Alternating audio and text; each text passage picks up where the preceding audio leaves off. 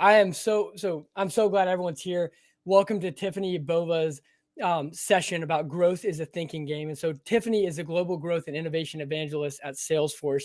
You may have heard of them, where she focuses on driving customer success within their vast partner ecosystem. She's also a Wall Street Journal best-selling author of Growth IQ. It was interesting just reading about when she started the book. She said, I was looking for companies who had focused on a clear fork and who had faced a clear fork in the road, so that I could deconstruct what decisions they made, good or bad. So it's a really interesting book. You got to check it out. Without further ado, Tiffany. Great. Well, thank you so much, Adam. Welcome, everybody. As was mentioned, my name is Tiffany Bova. I am the growth evangelist at Salesforce. And I'm here to talk to you today about growth being a thinking game. And that might be an interesting title, but there's a reason behind it, actually. When I got asked why I wrote the book Growth IQ, I said, because I think you can outthink your competition. You might not be able to outspend them. You might not be able to outhire them. You might not be able to outdevelop them from a product perspective, but you can think differently about how you go after growth. And that really lends this quote. In the beginner's mind, there are many possibilities. In the expert's mind, there are few. Now, what does that mean? So many of us have been doing this for some period of time that you feel like, I know how to solve this problem. I did it 2 or 3 years ago and it worked. So I'm going to do that again. Well, I think if there's no better time over the last 21 months globally, everything we thought that was going to work was just completely disrupted. We had to reimagine everything. So now we have this history over the last year and a half, almost 2 years, of thinking differently about how we do things because so much in the market changed. And I call that context. Understanding the context of your company, your brand, your products, your selling motions, your organization helps frame your ability to figure out what should I be doing in the future in order to make things successful for me, not only today, but in the future. So let me set the scene. I'm not going to talk about sort of all the changes that have happened, but there are some key things I want to highlight over the last 20 months that we now have moved into this digital first world. It is meetings, events, just like this one, are digital first. We're shifting a little bit into hybrid, depending on where you are in the world watching this. I just did 2 in-person events over the last 2 weeks, which was super exciting to see humans again on the other side of the camera, if you will. But 74% of sales leaders don't feel that they're capable of adapting to everything that's been thrown at them. Understanding what's happening in the business from an inspection standpoint, getting their teams to participate remotely and collaborate, getting customers to engage the way they used to face in a remote world. Forecasting has become more difficult. My technical term is lumpy, right? It's become more lumpy of what's happening from a forecast perspective. Coaching has been more important now than ever, and I'm going to talk about that in a little bit.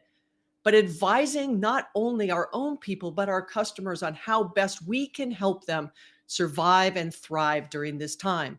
Those are all the things that sales leaders, small business owners, entrepreneurs, and large enterprises are thinking about. Everyone is in the same position.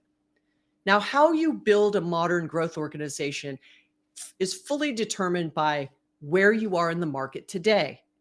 How many customers know who you are, how many customers you have, what your marketing efforts are, what your sales teams look like, even what your channel strategies look like, who you're selling with and through out to the market.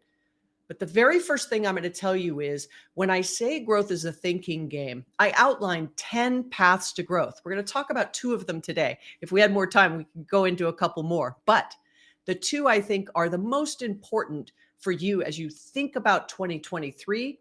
The first is customer experience. The second is optimizing the way we sell today to prepare us for tomorrow. So, customer experience, let's start there. The lines have blurred between B2B and B2C. It's now B2E, business to everything, everyone, and every experience. We've all become super consumers in our personal lives, and those kinds of expectations have bled over to what we expect in our B lives. A great example is, look, I need to order more ink or paper for my home computer. I can order it online. I can have it delivered within 2 hours. And let's just say you work for a small business and it's over a certain dollar amount. all the hurdles you have to go through to order that same ink and that same paper. It takes 5 approvals, takes you 2 weeks to get it. And you go, why is it so difficult to do those things in my B life, right? It's not that hard in my C life. The super consumer expectations have permeated everything. Now, if you're in one industry and you might say, oh, Tiffany, that experience you just gave was retail. We're not in retail, or it's, Uber, or it's Amazon, whatever it is from an experience standpoint, your customers are taking the experience they have in your category, in another category, and saying, it doesn't matter. I'm looking at the experience in totality. Your customers are going to remember that experience much longer than the price that they paid. And it's just not enough to engage with customers now. You have to connect with them. You have to connect with them in a personalized, real-time, optimized, and also predictive way. They don't want to feel like they're dealing with separate organizations. The expectations have increased, and they also expect that this, the crisis will be a catalyst for you to actually do things that they wanted you to do before, but now they expect you to do. And how our customers actually obtain goods and services has forever changed. How much of that will come back is yet to be seen, but you have to understand that it won't be the same. You need that beginner's mind to understand, what can I do differently than I did pre-pandemic? This customer experience reaching a tipping point is a interesting journey for me personally. Prior to joining Salesforce, I was a research fellow at Gartner for a decade.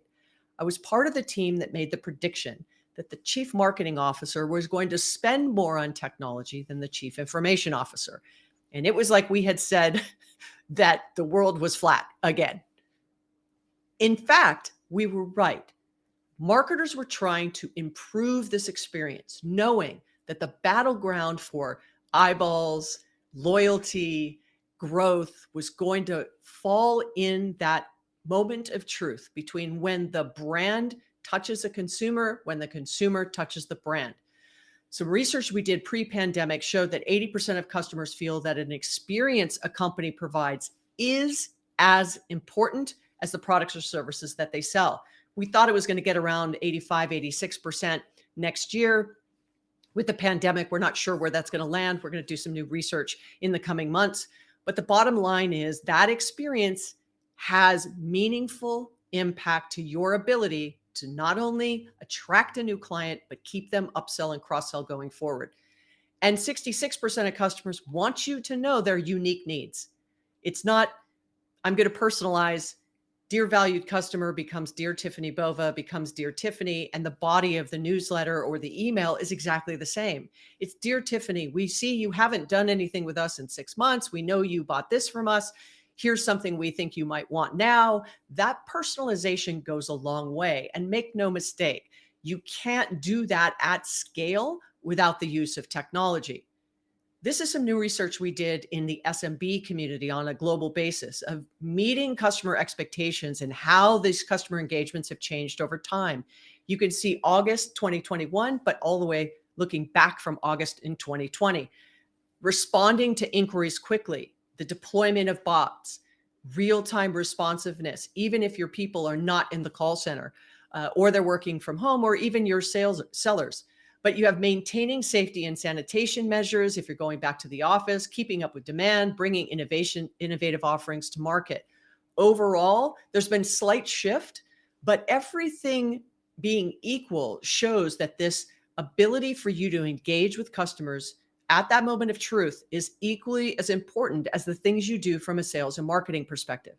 So how do you deliver on that? Look, I could spend all day on it, but let me just be clear. Understand the buyer journey. How are your buyers entering and exiting your sales process? Rely on technology to bridge the various teams. If you can see here, I have sales, marketing, and customer service or customer success.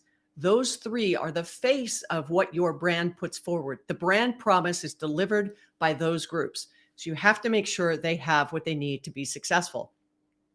Prioritize the metrics. Make sure those metrics are aligned to not just drive the first sale, but make sure the experience remains consistent through the lifetime of the customer. And then using data to transform the relationship. Ultimately, this is about how can you outthink by getting smarter in looking at that data to change what you do from a sales, marketing, and service perspective. That lands me at optimizing sales. Now, there's so much I could say here, but so many selling organizations are missing out on the actual resources that they already have in place. When I was an analyst, I used to hear this: oh, we're having such a tough time hitting our numbers right now. Our top line sales growths are either declining or becoming flat. I'm going to do one of three things. I'm going to spend more marketing dollars to put more in the funnel. I'm going to hire more salespeople to get more bodies to actually achieve greater revenue. Or three, I'm going to cut costs. And I said to myself, there has to be more than that, right? And that was really that foundation of coming up with the 10. But when you look at optimized sales, there is so many things that we can do better, because I do not believe we have a technology problem. Now, it's not lost on me. Obviously, I work at Salesforce. Put that aside for a second. When I started selling the World Wide Web was way back in 2000, almost 21 years ago. I was the beta client for Eloqua and Constant Contact. There maybe was a dozen products out there. There is now some 9,000 products in the MarTech stack that are tracked by the analyst community. So there is no shortage of technology. That's what I mean by we don't have a technology problem. It means we have to have a people process problem if we're still facing the same things we were facing, 20 years ago. One is 66% of a seller's time is spent on non-selling activities. Non-selling activities. But didn't you hire your people to sell? Ultimately, yes, you did. So how do you start to give them time back? You have to look for automation. You have to look at the data and the systems. You have to ensure that the processes are not too clunky and making people do too many things to actually close business. Now, I mentioned something about coaching at the beginning, and I said I was going to talk about it in a second. Unfortunately, coaches are still coaching their people on the administrative, how to do something, how to do an order, how to enter something into Salesforce, where to go to get the reports, who to call if you have an issue.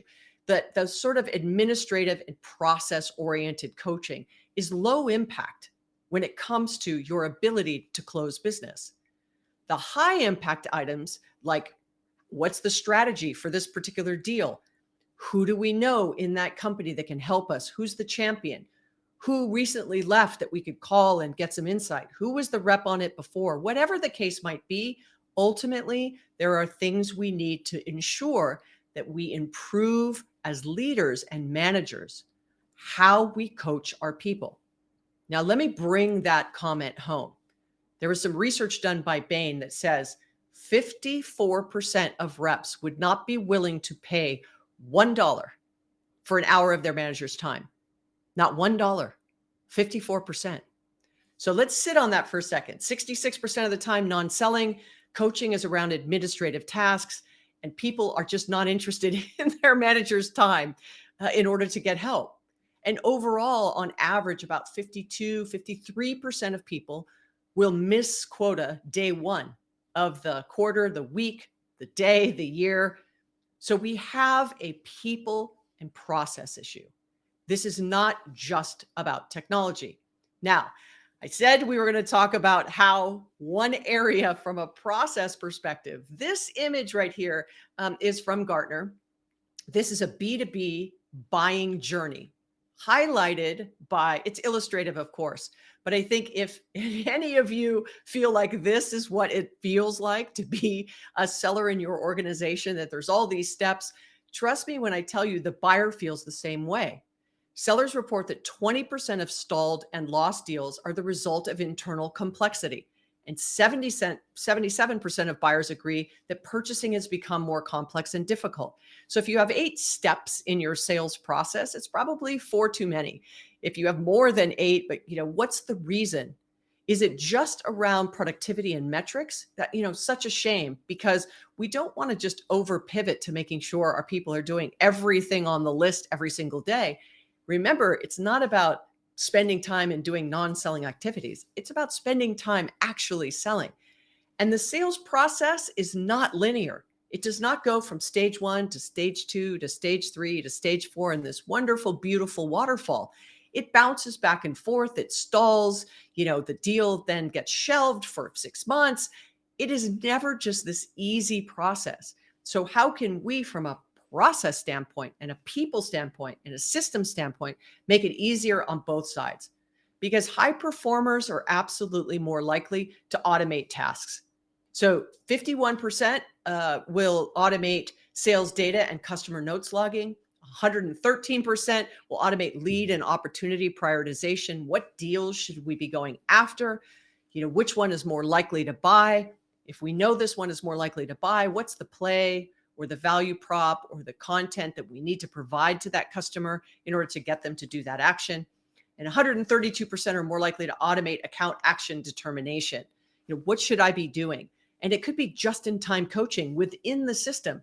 It could be recording calls and listening back to make sure that you're actually asking the right questions and giving your prospects or your customers enough time to think through what it is you're calling them about. So there's so many ways that we can take some of that complexity from the buyer's journey example I gave and really push that to the system, push that to the process, find ways to streamline everything that you have. Now, this was something I was not happy to see over the last 20 months, is that many companies actually increased enforcement of logging. They were stricter about it at the sales layer. And there were more customer interactions. So the more time you're asking people to do everything you need them to do so you can track them, it sends a message that you don't trust your sellers, that if you're not watching what they're doing, that they could be not actually working. Well, that sends the wrong message, number one. But number two, it's taking away that precious time they have to sell. So you have to balance sort of that productivity and the metrics with flexibility and autonomy, giving your sellers the ability to do what's right for the customer at the right time, with the right tools, with the right systems. And if you do that and you find that balance, if you're going to add a productivity metric, remove one. If you're going to add a report, remove one. Give your people, your teams, as well as your sales ops organization, the ability to actually fine tune and optimize the selling engine, not just keep piling on top of it. So flexibility and data is the way to go forward. What are the things you should be investing in? Where should you be putting your time? What should you be automating? It's in the data. You have to look. Now, I've heard this statement for many years, right? Data is the new oil, but you can't pull up to an oil rig and fill your car. It has to go through the refinery, which to me is analytics. And the insights that come out of that analytics, that's the petrol or the gasoline that powers the business. Don't just capture data for data's sake. You have to make sure that you use that data to give you the ability to outthink your competition, whether it's flexibility with customers, simplifying the sales process, personalize your outreach, whatever it might be, the answers you're looking for is in the data. Number one. Number two, it's with your sellers. Ask them, what is complex in the processes you've put forward? What are the things customers are telling you about the sales process? What are they telling you about the buyer journey? How do you capture that information and constantly look to optimize the business? Once again, to give your sellers time back, give them the ability to increase quota attainment, spend that time from a coaching perspective to advise them on what should we be doing about a deal, not about the administrative tactics, if you will, that you used to be more focused on from a coaching perspective. So ultimately, you have to think about what are the things we can do in order to set up for success. The area I find the most important is there are disconnected teams between sales, marketing, and customer service. And that's driven by the disconnection in metrics. You have to find something that aligns people that have revenue responsibility. One metric, something that pulls them together so they're not going in different directions. Because if you don't do that, customers have this absolutely disconnected experience. I don't want you to break down the silos. I want you to build bridges using data and systems between those customer-facing groups So everybody has access to the information that they need. So what are the 3 tips? As I did on customer experience, align the entire team around customer experience. Find something. Is it net promoter score? Is it churn rates? Is it customer satisfaction? It's how many products or services they buy from you. Whatever it is, get something that connects them. Connect your buying and selling processes. Don't let it look like that image example I gave you from the long, hard slog of an example on a B2B side. And then supercharge your sellers with AI. The next power couple is tech and human, not human alone, not tech alone. It's the two together. And AI is the best partner for a seller going forward. So I'm going to wrap this up. The first thing I'd say is start with the beginner's mind. Remember, think differently about how you approach the business. Empower your employees to serve the customer better. Give your employees what they need to be successful. Don't just double down on systems and processes and metrics. Give them the flexibility and autonomy they need to be successful. Embrace change. Look, you're never going to be able to disrupt your business if you're not willing to disrupt yourself. And change is really hard. So give everyone the space and the safety to try things, even if it's going to fail, as long as everyone's learning along the way. And everyone plays a role in growth, not just the front line. Everybody plays a part. So make sure that when you're looking at areas for improvement, you pull in legal, you pull in systems, IT, you pull in R&D, support, logistics. Everybody plays a part. So understand it in a full 360 of that engagement. And your differentiation is your mental model. How you do things matters. What you sell is interesting. How you sell is kind of interesting, but how your customers feel when they engage with you, that's everything, especially when you look at it from the lens of customer experience. And change starts with you. Each of you individually, look, making the investment to attend this event today means you're interested in your career. There are things you're trying to improve upon. So go for it. Unless you're a doctor or it's illegal and someone's not going to get hurt, right? Or you're going to go to jail, give it a try. The worst thing that can happen is that you learn something and you move forward. So for further inspiration, you can get your hands on a lot of this research at that location, that link that's below there, state of marketing, state of sales, state of connected customer. I've got a podcast called What's Next with Tiffany Bova, where I interview some amazing people every week on Thursdays. And then I've got my book, Growth IQ, which you can purchase, at your local bookstore or on Amazon, and it's translated in 9 languages now. So it's also on Kindle and Audible. So give it a shot if you haven't had an opportunity to read it. But with that, I say thank you. Thank you to everybody for joining me today.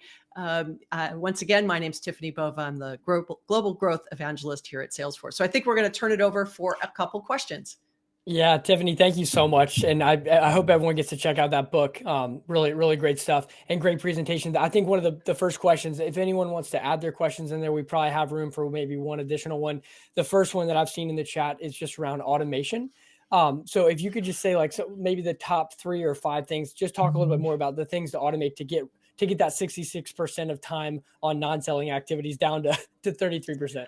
Yeah. So one could just be the automation of lead capturing and then scoring and then, giving it to the sales rep, or is the sales rep fielding all these, they get every lead and, 99 of the 100 aren't good leads and 1 is a good one. Well, they've just spent all this time going through it. So how could you do something like that? If it was data entry, look, sales reps do not wake up every day and go, I can't wait to data enter. That's not what they do. So how much automation can you use to get data in? Could it be voice? Could it be you're pulling for second and third party data to get it into the system so that then that, right, analytics can happen, the insights push out. Those are a few. Just-in-time coaching. So it's not sort of one and done where you coach at the beginning of the year or train on the beginning of the year, that it's all the time learning so that people also learn how to use the system at its optimal usage, so that they then can say, oh, I've been doing it and taking 5 steps. I didn't know I could do it with 1 step. So some of those things, and the only way to understand that is do an inventory of what everybody's doing, watch your sellers, actually model out, and document what they have to do to get a lead all the way through to closing a deal, to then placing the order, getting a quote out the door. Getting a quote out the door sometimes can take days. Why can't it just take minutes and or an hour? So you have to understand where you're starting from today. And so that answer lies I don't know what you're doing that can be automated, but that's where I would start. That's great. The last question I think we have here is, what are your thoughts on delegating non-sales work to an admin? Listen, that's why I don't like the term sales enablement, because I think it misrepresents that enablement is only for sellers. I think anybody who touches a customer or has anything to do with generating revenue in the business should be enabled to understand what are the things they can do. Now, an admin, an SDR, a BDR, whatever you want to call them, they may not ever talk to a customer, but they are touching the sales process. So you want them to be enabled equally. Now, I'm not saying that everyone has to be trained to be a seller, but just understanding the subtleties in actually preparing a lead to pass off to a seller. If they're just working through the motions and they don't understand and they're not enabled or trained to know, oh, this one isn't really a good deal, maybe before, or a lead, maybe before I would have done it, now I won't do it. So I'm a fan of just growth enablement. And I feel the same way about sales ops. I think it should be revenue ops or growth ops, that you expand the capabilities beyond the person who, quote unquote, has sales on their title or carries a quota. Boom. Tiffany, thank you so much. Of Great course. session. Of course.